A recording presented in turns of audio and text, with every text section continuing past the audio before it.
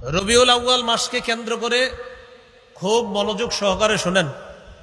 1 নম্বর, ঈদ কি জিনিস।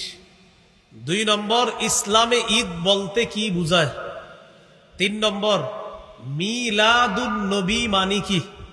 4 নম্বর, নবীজির জন্ম বার কবে।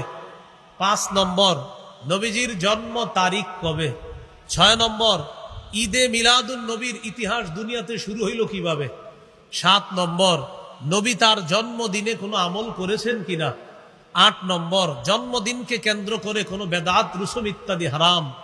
9 নম্বর, কেউ যদি বলে নবী তো নিষেধ করে না এই রেলি জশ্নে জুলুস বাইর করতে, আপনারা নিষেধ করেন কেন, এটার কি জবাব। 10 নম্বর, কেউ যদি বলে বেদাত মানে যদি হয় নতুন আবিষ্কার, ফ্যান লাইট এগুলো তো নতুন আবিষ্কার, তাহলে এদিকে বেদাত কর না কেন, এটার কি জবাব। 11 নম্বর, সর্বশেষ আপনাকে বলবে আমার আব্বাও তো গত 20 বছর করছে, আমার জানা মতে আপনার দাদাও করছে গত 40 বছর, এটার কি জবাব। 12 নম্বর, বেদাতের মোকাবেলায় সুন্নাহের ব্যাপক প্রচার প্রসারণা চালানোর 1 নম্বর দায়িত্ব হলো যুব সমাজের। কাদের? সুন্নাহের ব্যাপক প্রচারের 1 নম্বর দায়িত্ব কাদের?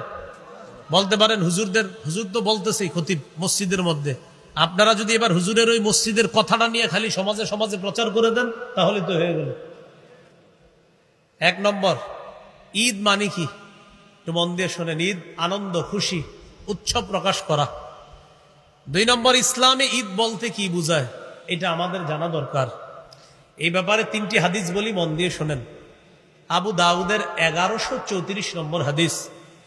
আনাস ইবনে মালিক রাদিয়াল্লাহু তাআলা আনহুর বর্ণনা, তিনি বলেন কদিমা রাসূলুল্লাহ সাল্লাল্লাহু আলাইহি ওয়াসাল্লাম আল মাদিনা ওয়া লাহুম ইয়াওমান ইয়ালআবুনা ফীহিমা।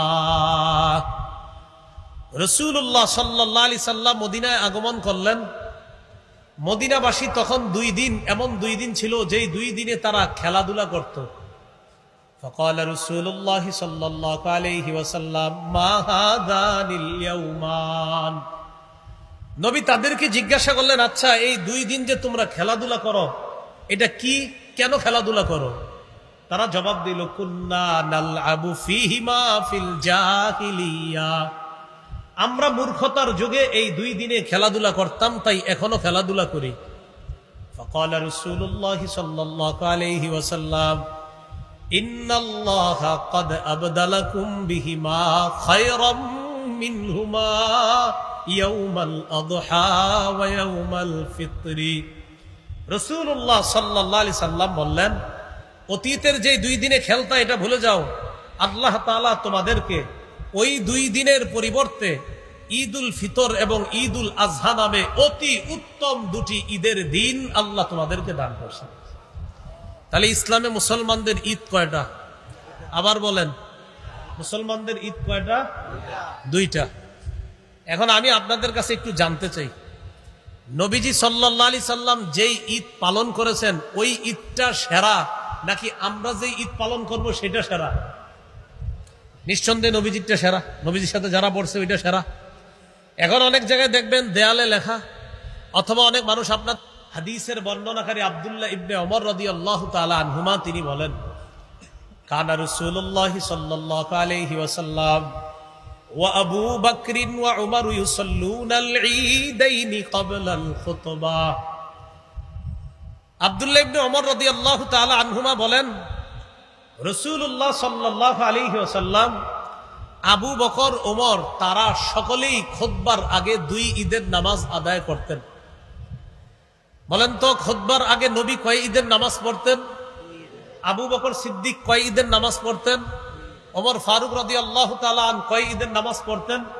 2 ঈদের। অতএব ঈদ কয়টা? 2টা। আবু দাউদের 1148 নম্বর হাদিস। এই হাদিসের মধ্যে আসছে জাবির ইবনে সামুরা রাদিয়াল্লাহু তাআলা আনহুর বর্ণনা, তিনি বলেন সাল্লাইতু মা'আন নবী সাল্লাল্লাহু আলাইহি ওয়াসাল্লাম غير مرة ولا مرتين العيدين بغير أذان ولا إقامة। জাবির ইবনে সামুরা রাদিয়াল্লাহু তাআলা আনহু বলেন, আমি 1 বার 2 বার নয়, অসংখ্য অগণিত বার আজান এবং ইকামত ছাড়া রাসূল সাল্লাল্লাহু আলাইহি সাল্লামের সাথে 2 ঈদের নামাজ আদায় করছি। তাহলে নবীজির সাথে জাবের ইবনে সামুরা সাহাবী কয় ঈদের নামাজ পড়ছে?